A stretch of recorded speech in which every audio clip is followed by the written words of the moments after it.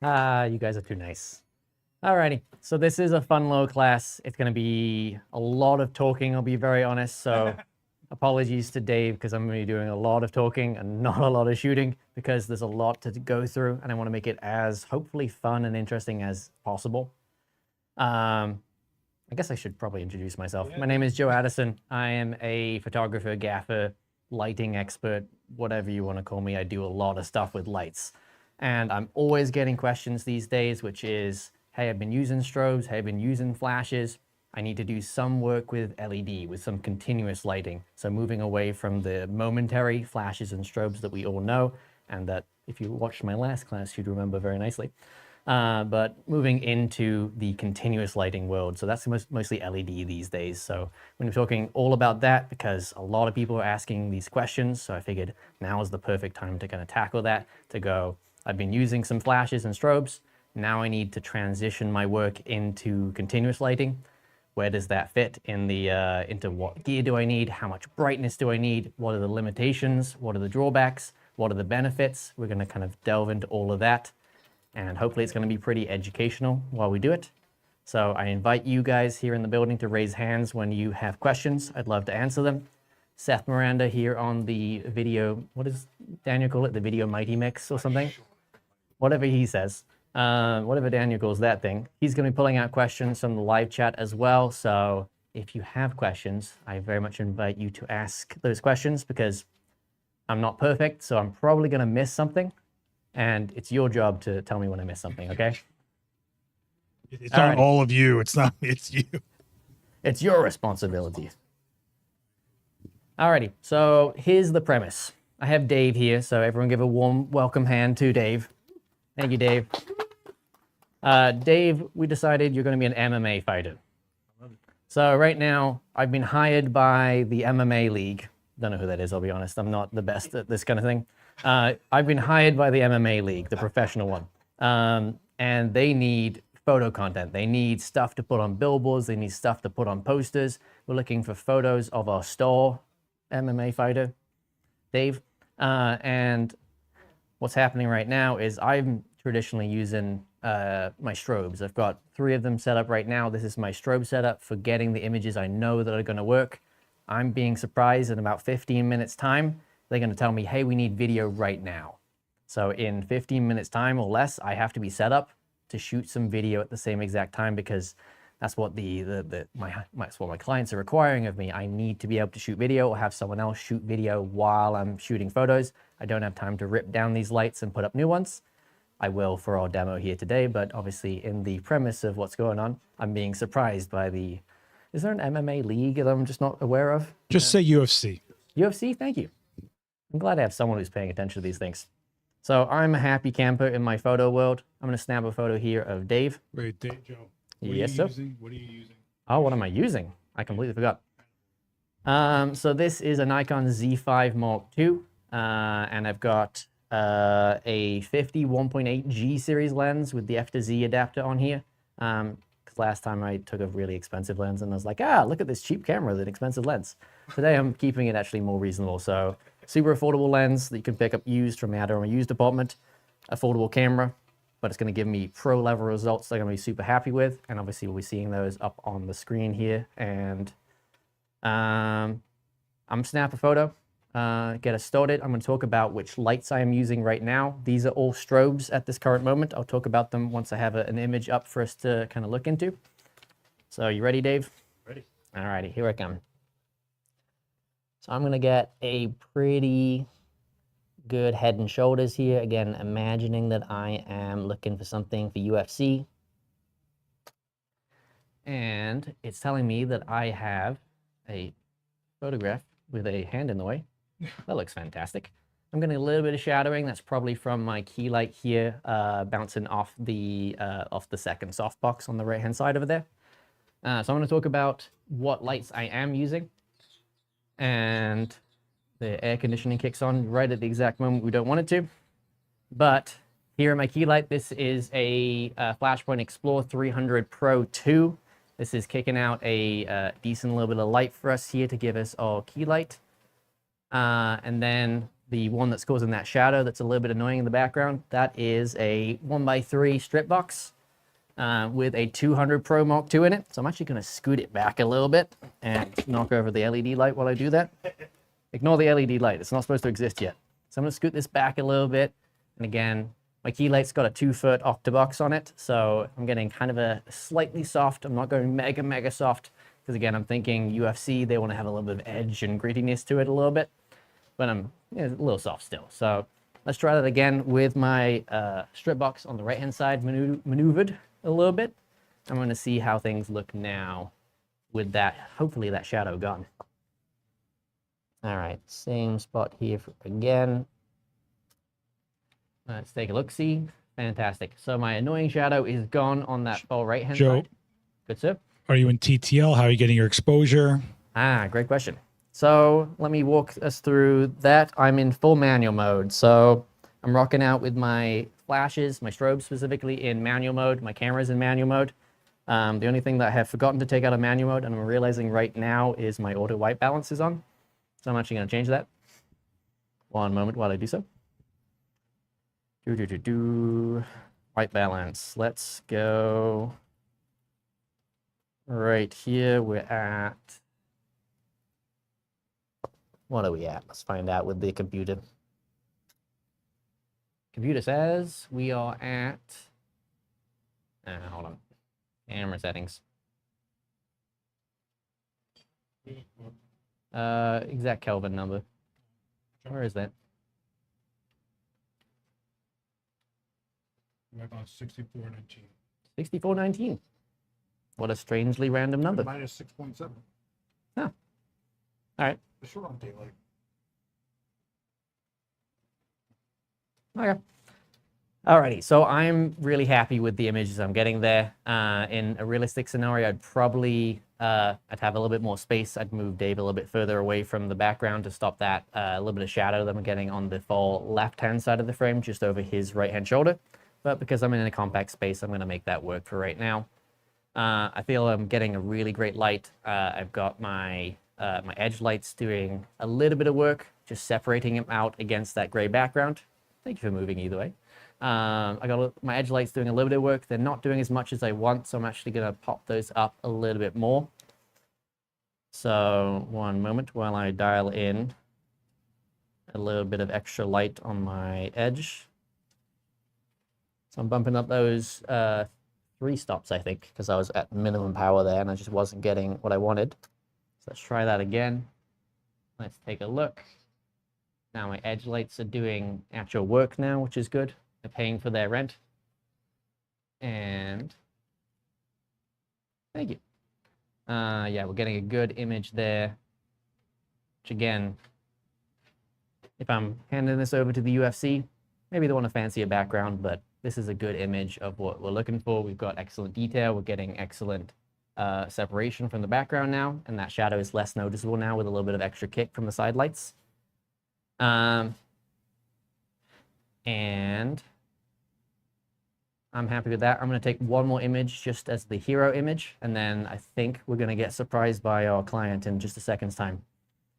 You ready?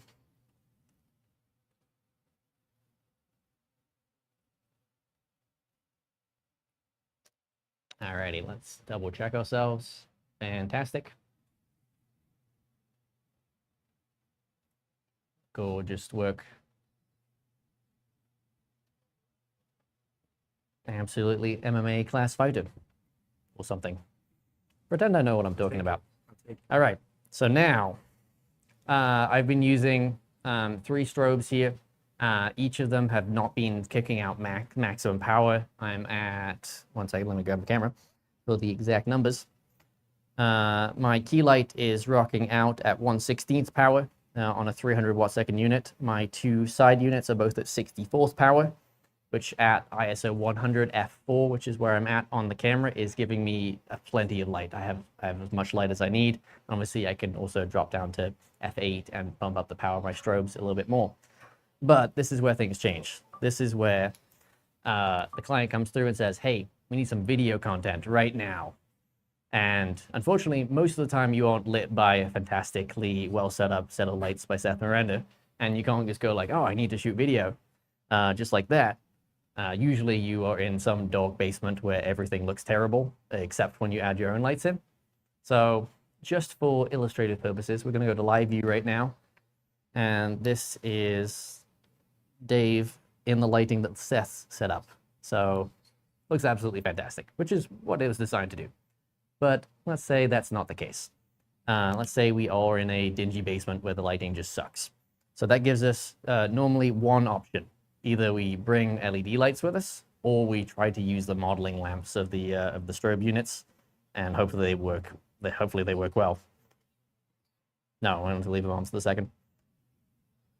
So I'm going to rack all of my modeling lamps up to 100% because I have control over that from my Nano Pro trigger here. And let me go back to my live view screen here and punch in a little bit. And you can see that my lights are doing something, but they are not massively bright. Because let's say I do try to shoot an image here with no flashes on, just modeling lamps, same exact settings as I was shooting before. This is the image I end up with. Gotta stop that. As you can see, I got nothing. I got no brightness whatsoever, which is to be expected considering these are the modeling lamps of some battery-powered strobes. We're not really expected to use those. Not really expected to use those in this situation at all, let alone for high-end photography purposes. Again, I can open my lens. I've got a 1.8 lens on here. I can open it up. I can bump my ISO, but every time I do that, I'm losing something. I'm losing depth of field for that critical sharpness on the subject. I'm losing my critical detail in the ISO, so I'm looking to keep my ISO as low as possible. So that means I need some different lights if I need to shoot video at the same time while keeping the high quality photos that I was getting used to. I want to look like this. I want to keep that for my photos, but let's say they need to shoot video at the same exact time. So let's do some quick changes. While I get started on changing over some lights here, does anyone have any questions in person or online?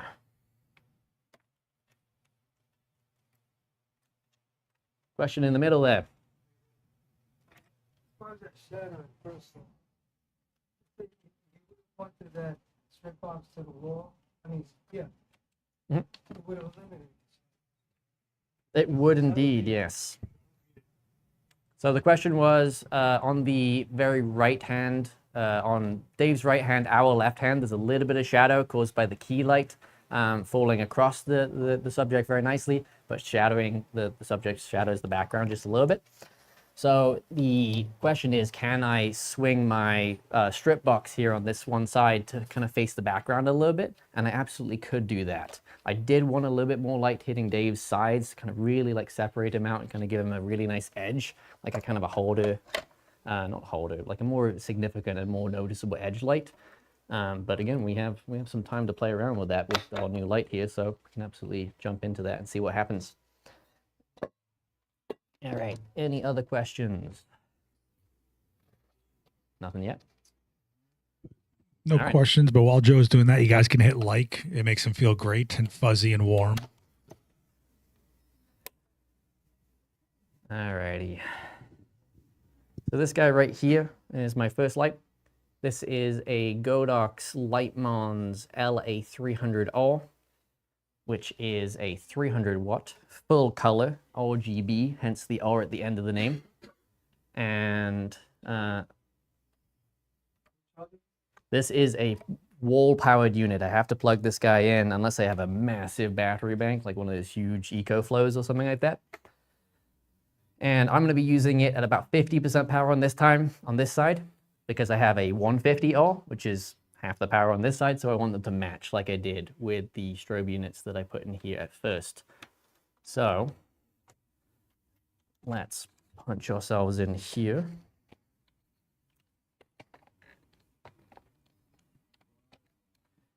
And so I have a little bit of experience lighting stuff with LEDs. So I kind of knew roughly what LEDs I'd be wanting in terms of power level and such like that for the kind of work that we're doing here. But let's say you're coming in fresh for the first time. You've never thrown an LED onto a subject, or you've use LEDs for video, but you've never used them in the photo context before, it's kind of hard to know exactly what power level to bring with you. Because again, you might see that strobes have a watt second rating on them, which looks a lot like watts, and these LED units have a watts on them, but they are entirely different measures, unfortunately. Watt seconds is a measure of the capacitors of the flash and strobe unit itself, how much they can deliver in 1 second. Watt seconds is a measure of the joules of light, or the joules of power that a strobe or a flash unit can deliver in a short amount of time. And with luck, it turns on. Fantastic stuff. There we go.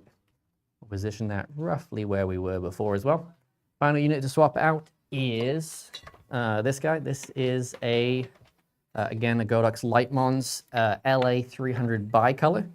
I will recommend the new LE300 bicolor unit, which is now available. And because this one has been slightly superseded, but it's the one I happen to have on hand. And I've specifically gone RGB units for the back end because I'll give you a little sneak peek ahead. I'm going to change the color on those in a little bit and do some fun little background stuff with them. And I just don't need that for my key light at this moment. So I will be keeping the fun color stuff for the background and go for the more fun, the more regular bicolor unit here on the front end. But there is actually a technical purpose behind that as well. So when I am choosing my lights, the general rule of thumb is the more colors you throw in your light, usually the less power you get out of it. So frequently an LED or a continuous light that is a single color temperature will be the brightest one available at that given wattage, because they all are roughly kind of giving you the power draw of the light. Approximately, it's supposed to be the output, but really it's closer to the power draw. So that means a bicolor unit compared against RGB units. Typically, my bicolor unit is going to be, oops, I've actually plugged this guy in. Wait for it. Typically, my bicolor unit will be brighter than my RGB unit of the same listed wattage will be. And here we go. Go ahead. Do you use a light meter to get the proper exposure that you want? So the question was, when I'm shooting strobes, do I use a light meter to get my exposure where I wanted to? And in this specific instance today, I had a few minutes before we went live, so I actually did all my exposure testing in camera. So I used my camera to set the exposure.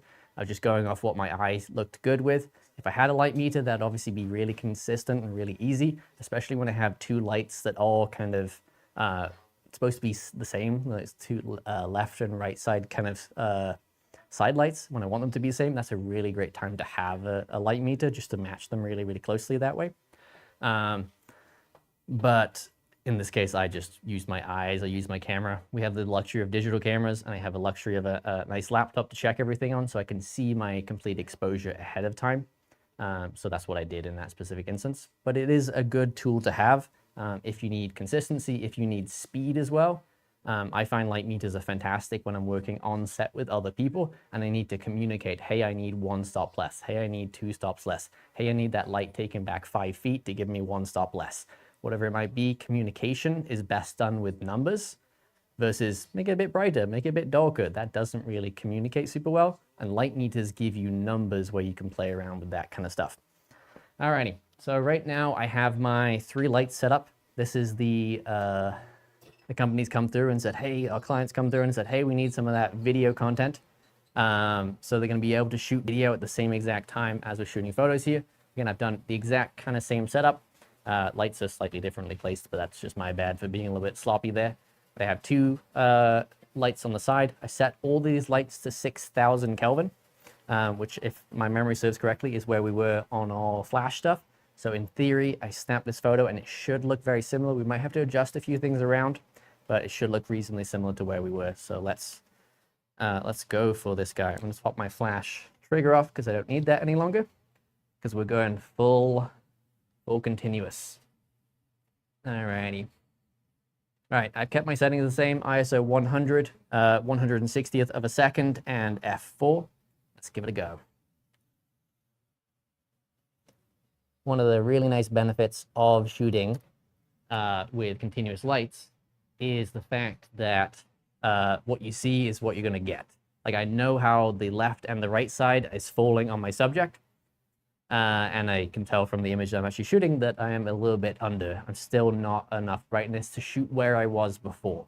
And that is going to be a realistic answer to this situation, is because of how potent strobes are, those momentary lights that just go off in that half second, I'm going to have to either use some really, really powerful continuous lights. I've got, what, 750 watts right now rocking out? Yeah, I've got 750 watts almost rocking out into Dave's face. He's enjoying it a lot, as you can tell. But I am not anywhere near the brightness that I had with 3 strobe units. So here's my strobe units just for your recollection. And I'm going to say we're around about 2 stops under or so. Maybe 2.5 stops under. Here, go to exposure. If you Oh, say yeah. 2 stops, that's 2 stops. I would say more than the stop and a half. Look at that. Third. Stop and a third.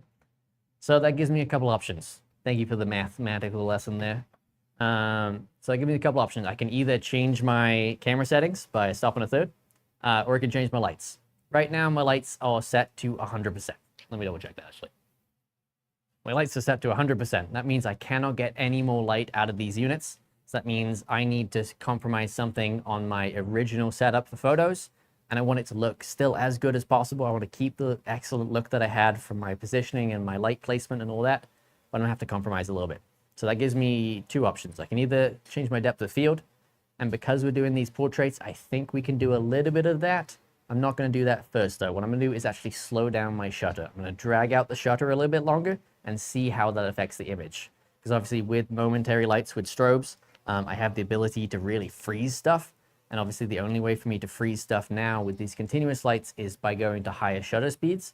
So I'm gonna double check that I can still get a sharp looking photo, like I can get that freeze, I can get that tight action on it. I wanna see that I can get that still while dropping my shutter speed. So right now I'm at 1/60th. So that means my back dial right now is set up for shutter speed. So 1, 2, 3, 4 as 1/60th of a second. That is 1 1/3 stop more light coming in because I have the exposure time extended. I'm dragging the shutter, as it's called sometimes. Let's try once more.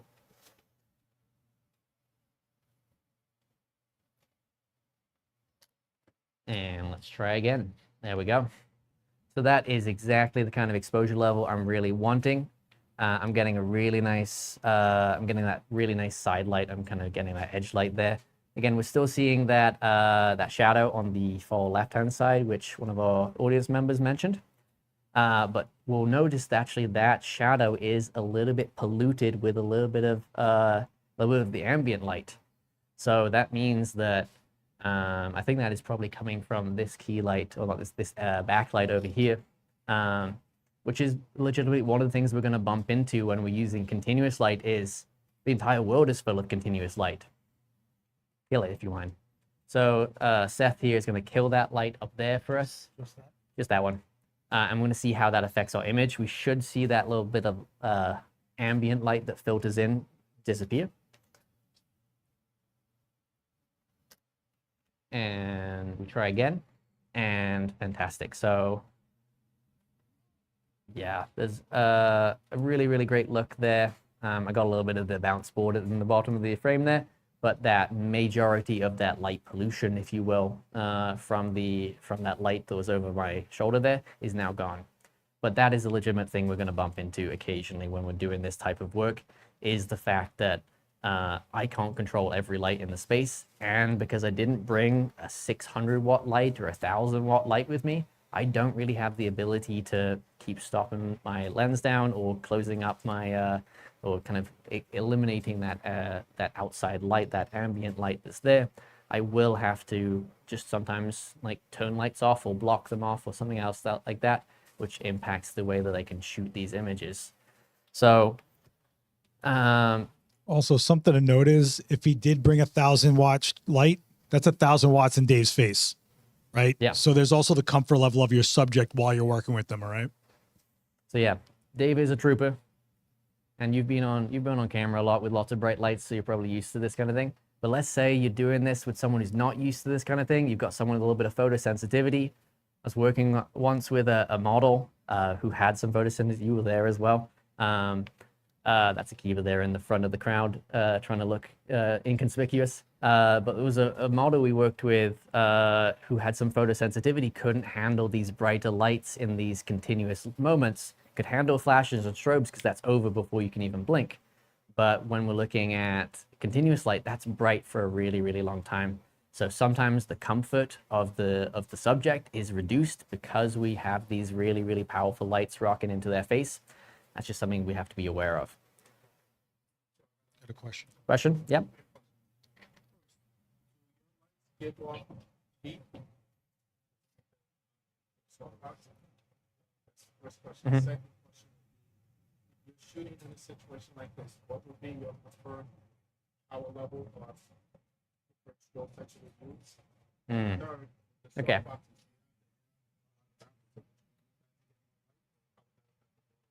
So your first question was, do these lights produce heat? And the answer is yes, these lights do produce heat. They are LED, which again, if we think back at the history of lighting, LED is way more efficient. But I've got 360 watts or so being powered through this light. And the theory is that it's producing around about 300 watts of light total, which means there's about 60 watts there, which is being produced into heat. That's just a legitimate reality. That's nowhere near as bad as, like, again, old school incandescent tungsten lighting, where we'd have a 1,000-watt unit, and that 1,000 watts, we probably only get the equivalent of maybe 300 watts of actual light output, and then be 700 watts of heat going into the space, because that's just how those lights work. They produce light by making something really, really hot. So these are producing heat, but not an unmanageable level. I can stick my hand on this any day what I want to, and I'm feeling the warmth. Like, it's 100% right now. It's kicking out 6,000 Kelvin. It's 100%. It's pulling a little bit of heat, but I can keep my hand on there all day long. I'm not concerned. I don't need my gloves like I used to have when we did hot lights, when we worked on big sets and such like that. I'm not concerned about heat in the moment of these LEDs, but obviously as we go more and more powerful or add more and more lights, or have a really, really tiny compact space without great AC, we will feel continuous lights heat up a space. So that is a legitimate reality. Again, we try to find the most efficient lights we can. We want to get the most amount of light output for the least amount of wattage. Godox does a fantastic job with these units. They are very bright for their wattage of power consumption, which is something they seem to do really, really well in their LED lineup. And obviously they're improving on that every time. So definitely check out the new version of this, the LE300BI, the bicolor. They're doing some really fantastic stuff. Let me get to that second question in just a moment. Helps if you don't unplug the whole camera. Please hold, technical error. So the second question was a little bit out of what I'm going to talk about today, just because it's more of a Strobe style question. If you weren't here earlier, I was using two 200 Pros in the background for lighting the edges of Dave, and I was using one 300 Pro for the key light, and adding a little bit of bounce back in just to kind of balance out the left and the right side. And I want it kind of nice and low to kind of lift up the chin as well there. So for doing that kind of work in a space like this, I want battery powered because I don't want to be tripping over cables, as seen by me tripping over cable just now. And I want powerful, so I'm going to choose low power, small, compact, mini, and micro strobes as much as I can, but occasionally I do go for bigger units. But in the case of doing a portrait like this, we're in a compact space, we're okay, we can absolutely get away with that. A few questions in the chat. So someone's asking, is there a benefit to running the lights at 100% right off the bat and compromising in camera, as opposed to starting with less power, then gradually increasing them? That is an excellent question. Thank you for that question. There is not a huge benefit to me starting lower. It's very easy to start high and cut it in half, and then cut it in half again if I need to. It's really easy because, again, with doubles, we are looking at stops. So if I have my light at 100% and it's coming in a stop too bright, I bring it down to 50%. It's one stop lower. So in the same exact way that we use the fractional power levels, or if you're in one of the decimal based kind of units where you're working with strobes, we can bring it down by stops. And again, when you're doing as I did, where we kind of guess and checked with our exposure level, we can guess and check no problem. But I knew based on some of my previous experience using these kind of lights, doing portraits with continuous lights, I know I need a lot of power. I know that I need a lot of capabilities because, again, I was able in this situation to make a little bit of a compromise on my unit and go for 1/60th of a second and still get fantastic detail, still keep my f4 aperture, which is giving me good depth of field from the nose to around about the mid-ear. Then things are dropping back off after that. But I knew that I needed a lot of power. If I had the space to kind of bring them with me or the power level available, I probably would have brought much more powerful LED units if I knew I was doing this job, because I knew that, let's say if I wanted to shoot at f8, I would need a 600 watt light to do what I'm doing right now. Because again, that's one stop more. Actually, that's two stops more, my bad. F4 to 5.6 is one stop. So let's say I was shooting at 5.6, I'd need a 600 watt light to do exactly what I'm doing right now. And if I need to shoot at f8, I need a 1200 watt light to do that. Because again, it's linear. We can talk about power levels, or within reason, certainly. We can talk about them in the same exact way we talk about strobe power. Obviously, it's a completely different scale. We can't use our watt seconds that we're so used to. We have to transition into using these watts and kind of know that they are different. But it gives us a tremendous, that's just why I started 100%, because I knew that I was going to be struggling for light level. And I think I answered that question quite well. But you can tell me otherwise. You got another one. Brad's asking, with heavy use, would you see a big difference between the heat from strobes and LEDs? Like a big difference between the heat? Probably not. Thank you for the question, Brad. I don't think you'd see with heavy usage of LEDs, or with strobes, sorry, those produce heat as well. Those are literally little plasma balls that are firing inside of the flash tubes. So those produce heat as well. There's some inefficiencies to everything, meaning that those produce heat. If I was using a lot of strobe, I'd probably expect it to be as bright as what we're getting, as warm as what we're getting with these LED units. But I wouldn't expect it to be massively different. And lastly, they're asking, what would the solution be to the light pollution if you don't have control of your ambient light? Excellent question. So if you don't have control of your ambient light, there's two methodologies. One is more power out of your key lights, which means that we need a more powerful unit in our situation here. I've only got the 300 watt here. Means that I can, again, punch in more power. That allows me to speed up my shutter speed. That reduces the impact of lights that are much lower power than that. There's a 60 watt unit, which is causing that light pollution. So that means I put a 600 watt here. I'm going to see that 60 watt less and less as I go to that. The other thing is literally just blocking it. Like, let's say I have no ability to turn that light off. I can grab myself a C-stand or anything else like that, put a big black flag on it, or anything that blocks the light. I put it up there, it blocks that.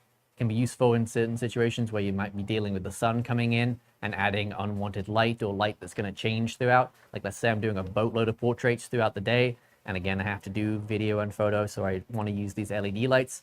But if I'm going to get sunlight in at like 3 p.m. and I'm not going to have it at 2 p.m. and 1 p.m. and the rest of the day, I actually want to block that out so I don't get that light polluting things and changing how the look goes from shot to shot to shot. So again, the question there from Brad is a good one, because many times I'm not able to control the ambient light anywhere near as well as I am when I'm using strobes, because of the much lower power level that I have. Again, we got lucky here where I was able to maintain the distinct sharpness and look that I got out of my strobe units. I got very close to it with my LEDs. Like, these units, these images do not look that massively different. Let me do the old side-by-side, which is not that button, because I really need to learn Capture One. Can I do the side-by-side between these two there? This one? Yeah. Thank you. So these are my two images. Obviously, I shot them a little bit differently, but they're of all excellent subject, Dave. But you can see I got a lot of the look that I was looking for out of the the continuous lighting one is on the right hand side. You can see it's just a little bit dimmer. I can probably bring that up. I can probably add a little extra to kind of level that out. But you can see that I kept a lot of the look that I got out of the strobes with my units.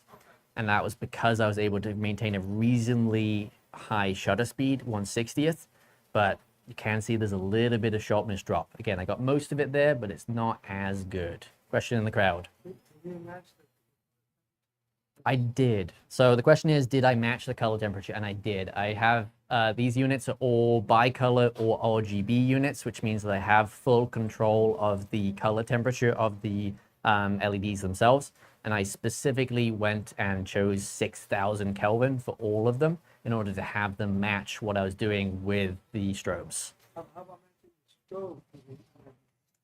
So strobes are very hard to match to things. Most of the time you want to match other stuff to strobes. So strobes are usually daylight balanced. They look very, very close to daylight because they essentially are daylight as much as we can contain the power of the sun in the palm of my hands kind of Spider-Man 2 kind of moment. They're plasma balls essentially, which is what the sun is. So we're kind of taking little units and we get little plasma balls out of them, which is a ton of fun. And that looks like sunlight. So usually it's best for us to match other stuff to our strobes, because obviously strobes, we don't have the ability to change the dial and go do this stuff. Let me do the old fun demo here. Go ahead. Brad's asking, do you know if LEDs require different grip than strobes? That is an excellent question I'll get to in just a moment. So let me shoot another photo so we can do a quick reference here. LEDs give us the ability to change our color on the fly. So I bumped this guy from 6,000 down to, excuse my reach, 2,900 Kelvin. So just under 3K. I shoot another image here, see how things look. It's probably gonna look cool, but not the vibe I was going for originally. There we go. So very different, not what I was looking for, but maybe that's exactly what you want. But strobes, we have to gel them. There's no color temperature control. Even at the super high end, you spend $30,000 on a set of like a Pro Pack and head site type situation. You get maybe 100, 200 Kelvin change. I just changed this thing by several thousand Kelvin. So again, I usually want to match these lights to my continuous light, to my flashes and strobes more so than anything else. Now, Brad's question from the chat was different grip for LED versus strobes. Yes, because LEDs specifically, compared against other continuous light sources, they need fans, they need cooling. Because LEDs, if you get them hot, if this thing hits 100 degrees Celsius, that's it. It's done. You're never turning it back on again. That's why all the LED bulbs around your house actually burn out, is because they're getting too hot. LED bulbs will last 10, 15 years if they could, but they usually just get too hot and then they burn out. So with these high-end photo video LEDs that we're rocking out with here, these Godox units, they have to be cooled. So the actual LED unit of this light is about 1 inch of it. The rest of it is fan cooling. So that's the entire reason that the lights are so big. So that means that I was using previously, just for a side reference for folks here, this is a 300 Pro unit, the 300 Pro 2 from Flashpoint. This is your size comparison for those folks at home. It's a massively different size. And again, I was using this thing at 1/16th power, if my memory serves correctly. Let me check my trigger really fast. I was using it 1/16th power, which is half, quarter, 8/16. So that's 5 stops less than the absolute maximum power that's out of this unit. So if I was using this thing at full tilt, I would need a massive, massive LED light to do that. So that means I'm probably not going to be using as many lightweight portable C stands and as lightweight portable aluminum stands as I would to hold onto my strobes, because the lights are just physically larger and heavier. Because I need a lot of cooling. That is weight, that is size, that is stuff that I need to support, and therefore I need potentially much bigger stands to do so. I'm choosing C stands here in the building just because they take up very little floor space.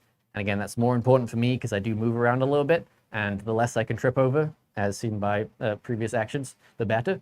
So C-stands are again great for me because they take up very little floor space. Question from in the middle? Freeze their movements with these other groups. So the question is, if you have a dancer, someone who's moving while you're shooting them, can you freeze their movement? Yes. But you might have seen what came up earlier with my dragging out the shutter on the camera here. So let's go to a shutter speed I would think is capable of capturing a nice still image of a dancer. I think it's probably going to be 1,000 or maybe 2,000 of a second. Let's go right up to 2,000 of a second. I'm not going to change anything else. I'm just going to shoot that, and Dave's going to be all unwitting model, unfortunately, for that one. And as you can see here by this image, oh, I can't see anything, yeah. So that's the problem. So if you are looking at images where, again, they all shooting 4 stops off, I would say 5. So if you're all looking at shooting moving subjects, you're going to need a lot of light or to compromise somewhere else. So in this case, let's say I did need a 2,000 of a second, because again, subject's moving fast enough, maybe 1,000 of a second. I'm going to have to pump in a bunch of ISO. So let's do that on my button here. I think I was 5 stops off, so let me do the math on that. That's 1 stop, 2 stops, 3 stops, 4 stops, 5 stops. So let's try 5 stops with that same setting I had before just then. And in theory, we get an image again. Fantastic. So this is at 3,200, a 2,000 of a second. So let's take a peek. I mean, I'll be honest. It's a very good camera. This is probably the best sensor you could do this with. Regardless, I'm wearing a Sony shirt today, so take everything I say and ignore that. This is the best sensor I could possibly do this to. This is probably the highest, lowest noise per pixel sensor that I'm aware of, at least. So that was 2,000th of a second and at ISO 3200, which I probably would never shoot a portrait at, typically speaking, because I know that I get the cleanest images at 100. But let's say I do have to shoot a dancer or someone else like that and do that kind of stuff. I probably want, again, more brighter lights. I probably want to keep my ISO more reasonable. I want to be a couple stops lower than this. I want to be 400, 800, something in that kind of realm, just because I have to freeze the subject because I can't have a blurry dancer. I can, obviously, but that wouldn't be the kind of look that I want in this specific situation. So I want to have a sharp dancer. That means I have to push my ISO up because I need to increase that shutter speed to emulate the level of freeze that I get from a strobe. Because again, people think of strobes as happening pretty fast. It's so much faster than you think it is. Strobes happen in quite literally less than the blink of an eye, which is why so many people go like, oh, I blinked during that one. And you actually look at the image and they actually did not blink during that time. So let me grab one of these strobes units really fast. Because it tells me what the flash duration was, the T0.1 number, if you care about these things. It's somewhere in these menus. So if I go into the freeze mode of this flash unit, it should tell me roughly the... In theory, it should tell me the T number. It doesn't. Never mind. Wasted trip. All right, so flash units typically happen in the thousandths of a second, if not 10,000ths, and when they're in the really low power levels, you're usually in the hundredths of thousandths of a second in terms of how fast that flash is going off. So that means that the inherent nature of the flash, like I could have had my camera settings with the flash, I could have had essentially nearly half a second of open shutter before I get any really annoying light kind of coming into the frame from the excellent lighting that is here for the video stuff that we do. I could have had a half-second shutter, essentially, before I'd notice some of that, and I'd still have a crisp, frozen image that would look as crisp and as tight as this in terms of the freeze factor because of how fast strobes move. So that is the one of the pros of a strobe system is that we have this ability to capture things and freeze them with relatively lightweight, relatively portable, relatively easy gear to move around. I can bring my lightweight aluminum stands and I can freeze dancers really, really easily and keep my ISO as low as I want it to be. So that's a huge benefit. That's really one of the things that does cause me to choose strobes quite frequently when I'm doing work where I might not have control over the entire environment. Question in the middle?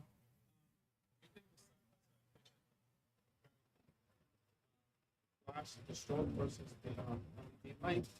LED was a little bit darker. We're gonna move the kid light a little bit closer to the model, where they kind of even up the exposure, or that really throw off the exposure. The answer is, so the question is, if I move my key light closer to the subject, would I get a brighter image? Yes. Light is still light, regardless whether it comes out in a 10,000th of a second or in these 60th of a second exposures that we're looking at, or again, 2,000th of a second as I just tried out there. Light is still light, it falls off with distance. So that means that if I need extra brightness and I have the ability to scoot my light closer, I possibly could do that. I didn't in this specific situation because I liked the look that I was getting.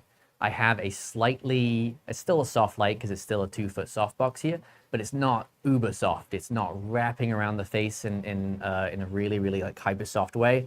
I'm sure you've seen other examples from a lot of other photographers, even in this space of much, much softer lighting that was gone on. I wanted a specific look. I wanted something a little bit punchier, something that's going to bring out the hard, grizzled MMA fighter that you are, Dave.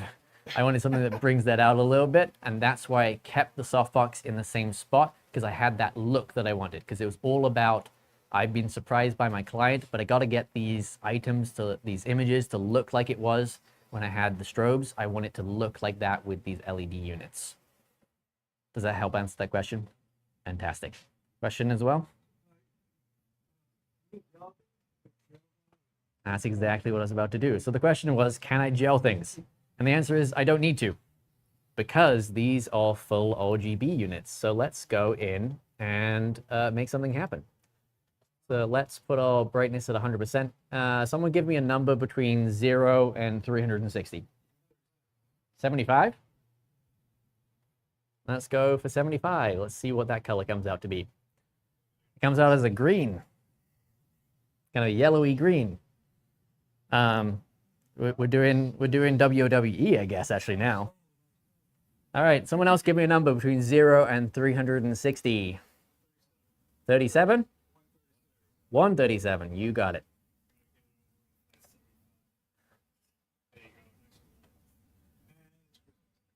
Wait for it, it's Christmas?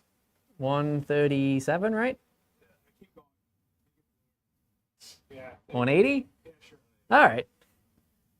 Good stuff. All right, so because these are RGB WW units, meaning they are red, green, blue, warm white, and cool white, I have that ability to change the Kelvin from the warm white and the cool white. I can fade between those two LED units, and that's how I get the brightness out of this stuff.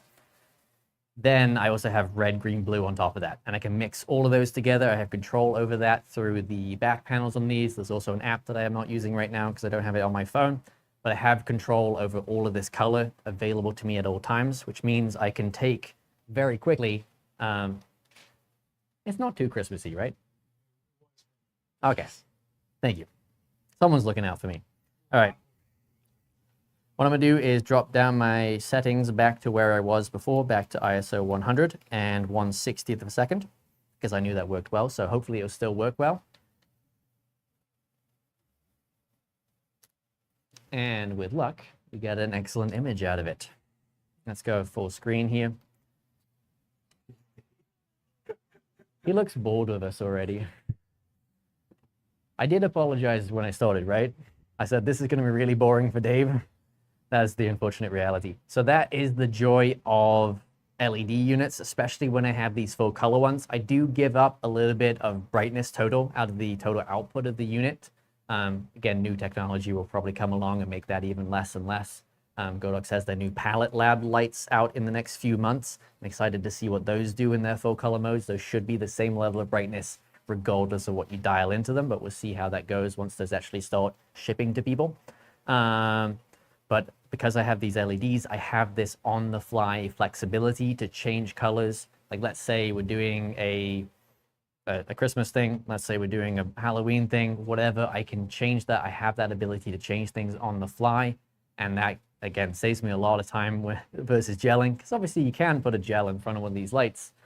And because they're LED, I don't have to be as careful as I had to be with tungsten and incandescent lights. I can be a little bit blasé about gels to an extent, at least. Not crazy, because they still produce heat. They produce a lot of light, and you can feel that warmth when it hits your skin, so that does have something. But it's nice to not bring gels with you. I work as a gaffer, and for the last, I think, 8 months, I have not used a single gel on set, which is ludicrous. To say that to a gaffer who's been working for the last, I've not been working that long, but anyone who's been working for the last 15 years or so, to say you didn't bring a single gel to a professional set would be insanity. But that's the place we are now. Also, you have to realize when he talks about using gels, we're talking about big rolls, nice and wide, having to get gripped by themselves, not small gels that you tape in front of a strobe. So he's not just saving like the gel, but probably an extra stand, a frame, another arm, clips, clamps, tape. I mean, it's a big thing. Alrighty. Question as well? Want to take these to Central Park. Question is, if I want to take these lights to Central Park, what I do? I'll be very honest with you. You should bring strobes, and you should get a permit, because you need a permit to put sticks on the ground in New York City.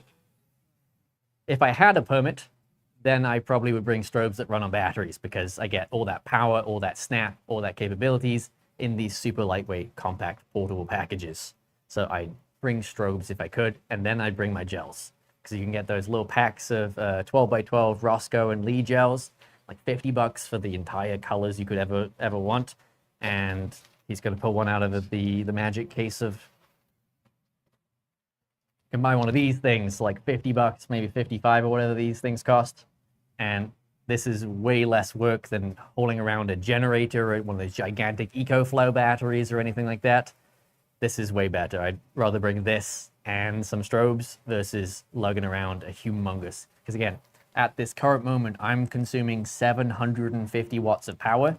That means that's a lot of batteries. If you're going to run it off of batteries, that's a lot of loud generator. If you're going to run it off a generator, thank you. So as much as I can, especially when I do have to ask permission to be in places, I'm going to kill everything that's loud. I'm going to kill everything that's going to get in the way and get me kicked out, even if I do have a permit to do it, because of the nature of the public spaces that I'm occupying. I don't want a little Honda, a little EU 3000 burring away every time I fire up these lights. So I'm going to bring strobes in that specific situation. But again, is one of the strengths and weaknesses that these units have. But the other side of that coin is, if you were to do this in Central Park, you wouldn't think of the lighting differently. You would be using the ambient light and just cleaning it up with the light you bring, rather than trying to control it. If you're trying to control it, Joe's point's valid for the strobe. Completely control the light. But if you're not, you got to figure out what you're shooting and how you're shooting it first, then worry about what you're going to do it with. All right, I see a question in the middle from Peter M. Can you highlight that one for me? Alrighty, Peter M asks, do you use DMX to control the LED lights remotely? And the answer is, when I'm working professionally, yes, I do. Today, I'm not, because these lights are in the, what we consider the prosumer, or the more kind of content creator enthusiast, kind of better than hobbyist, but not quite professional level of lights. These lights do not have DMX. These are non-DMX lights. Godox does make DMX lights, so we can show you those in the rest of the Adorama store if you're here in person, or you can check them out online as well. But these are non-DMX lights from your, but yeah, I have no way to plug that in. The only way I can control these things remotely is by yelling at someone to change the dials, or whipping out the Bluetooth app on my phone and controlling things that way around. But obviously Bluetooth doesn't have great range. We're going to see maybe 50 feet maximum on Bluetooth. Realistic, that's going to be like 80 feet. That's going to be like 30 feet. So that means that these lights, compared against professional ones, which have, today at least, you know, you look at the new no-LED stuff from Godox or anything else out there, they've got wireless CRMX built into them. and they have Bluetooth, and they have DMX plugin, but that's a whole different thing for a different day. And that's, again, what I normally deal with when I do my gaffing stuff. But today we're shooting photos, so we're going to ignore DMX for the time being and utilize these high-power, low-cost lights. Because, again, looking at a 300-watt bicolor unit or something like that, like a professional one with DMX is often going to run us somewhere in that $1,000 range. This guy is, what, $400 or so? Are you looking at me? I don't know. It's probably $400. You could check that on the Adorama.com website, because you can look up the LA300BI or the new LE300 bicolor, because I think it's actually a little bit less expensive. Question in the middle.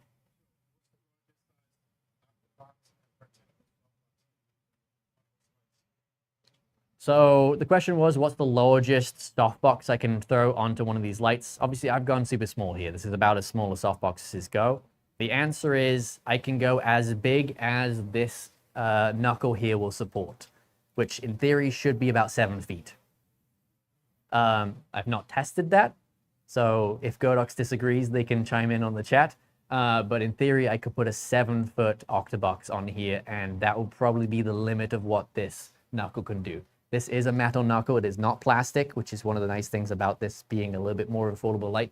It is a plastic construction on this unit, which keeps it lightweight up here. When I'm booming it slightly on an arm like this, that's no problem.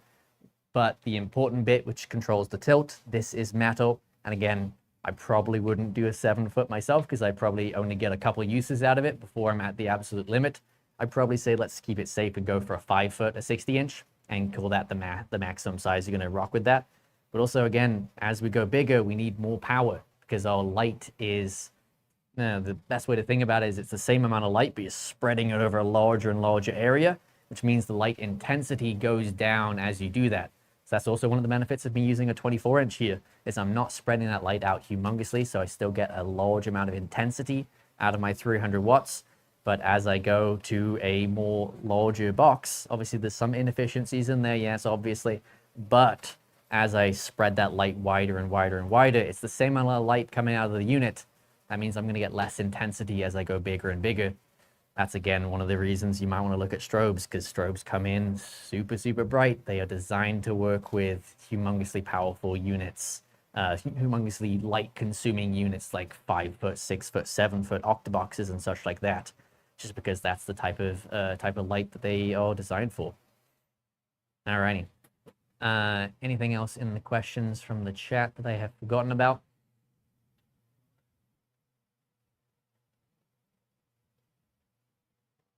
Oh yeah, I just thought something interesting from Brad. That is an interesting fact, Brad. Thank you. What I'm going to do right now is quickly demo some of like the video kind of things that we might be doing just by using the live view on the Capture One here. To kind of show off how we might be approaching, one moment. If I could click on the right thing, that would be super helpful. So let's say I am doing my video moment. I'm the social media team or whatever, and I need to get my MMA star set up. So I'm going to do that classic little push in. He's looking real serious. There we go. And I've definitely been helped out by Dave here. Otherwise, this would look significantly less cool. But, you know, get an excellent view. And again, the fact that I can shoot this live anytime I want to, and I can still shoot photos anytime I need as well. Obviously, I'm probably not going to do it with the same camera, because obviously it's hard to record video and shoot photos at the same moment.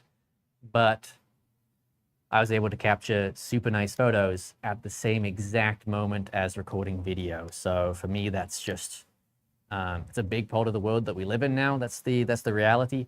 More photographers like myself from UFC apparently asking me to shoot video at the same time. More photographers are being asked to shoot these kind of images all the time, where they are all shooting video at the same time. Again, imagine that BTS is coming through on the phone. They're doing their little thing. And that's going to look a lot better for BTS than it is if we just had that dark, dingy basement that they shoved us in elsewise. So there's a lot of reasons we do shoot what we might call hybrid these days. And one of it is, honestly, we can get a great look out of it, and we can shoot faster because, again, I can whip out the phone and get that BTS stuff. I can shoot video at the same moment. Let's say Dave is about to go into a championship fight.